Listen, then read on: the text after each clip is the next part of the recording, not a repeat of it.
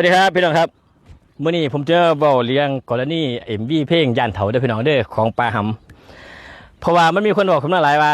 เฮ็ดพ่อสำนีบ่เฮ็ดสำนีบ่เฮ็ดเพลงต้องเข้าใจตรงนี้เด้อพี่น้องเด้อต้องเข้าใจตรงนี้ว่าต้นทุนคนเฮามันบ่คือกันอย่าเอาคลิปของพวกผมหรือว่าอย่าเอาเพลงของค่ายโคงเฮ็ดเพิ่นนี่ไปเปรียบเทียบใส่กับค่ายใหญ่ๆเพิ่นแม่นบ่ได้เกี่ยว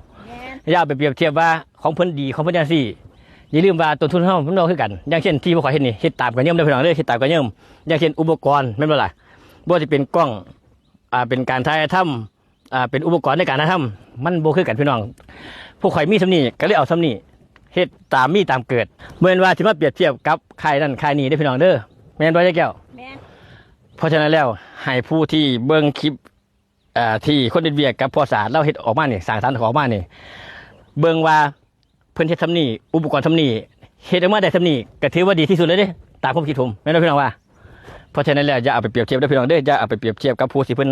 ใหญ่เพิ่นโตผู้ขายเพิ่นมีทุกสิ่งทุกอย่างให้คิดแค่ว่าคนเฮาต้นทุนมันบ่คือกันอย่าเอาไปเปรียบเทียบกับผู้นั้นผู้นี้ฝากเด้อพี่น้องเด้อแล้วก็สำหรับผู้ที่ละคนถามมาว่าเบิ่งทางใดเบิ่งหม่องใดอันนี้ผมอยากสิบอกด้วยพี่น้องเด้อทางพุ่นละทางช่องแดงๆพุ่นแหมพิมพ์ไปโลดย่านเฒ่าค่ายโคกเฮ็ดของพ่อสะอาดขึ้นเมืองเกื้องโลดดอกเด้อพี่น้องเด้อฝากเด้อครับสวัสดีครับ